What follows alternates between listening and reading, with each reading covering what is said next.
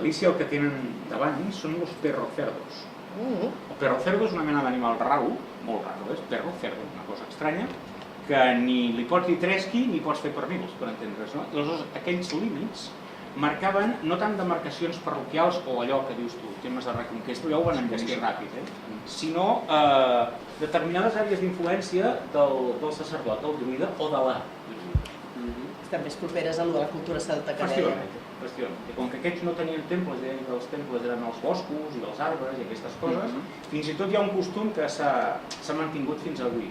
I és que com que els gallegos això dels arbres ho estimen molt, hi ha una llegenda que l'explica Cunqueiro, que és quan hi ha un llop, en el qual el llop és el terrony més gran, pel pagès i pel ramader. Tu t'acostes a un carballo, que és un... ara no sabré dir en català com es diu el carballo, però és un arbre d'aquells sòlids, no, gallec? Tipus roure. Sí, un roure, exacte. I t'acostes i com que els arbres parlen, tu li has de dir, això és molt gallec. D'entrada, quin dia farà, si he vist volar orenetes... Tu li vas donar propers i el carballo et va contestant. I a un moment donat, entremig dius, he vist el lobo.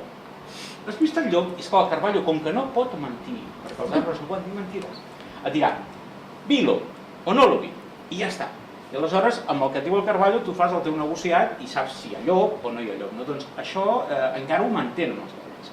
Recordo fa 20 anys, vaig estar dinant a casa d'uns amics gallecs a Galícia i el pare estava menjant allò a la sopa, diu, ayer por la tarde vas ver a Juan, bajaba por la colina y a un saco de castañas que iba riéndose.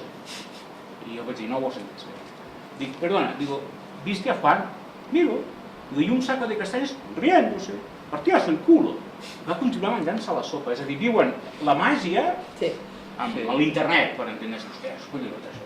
Jo els tinc molt d'enveja. Els pagesos d'aquí també ho fan.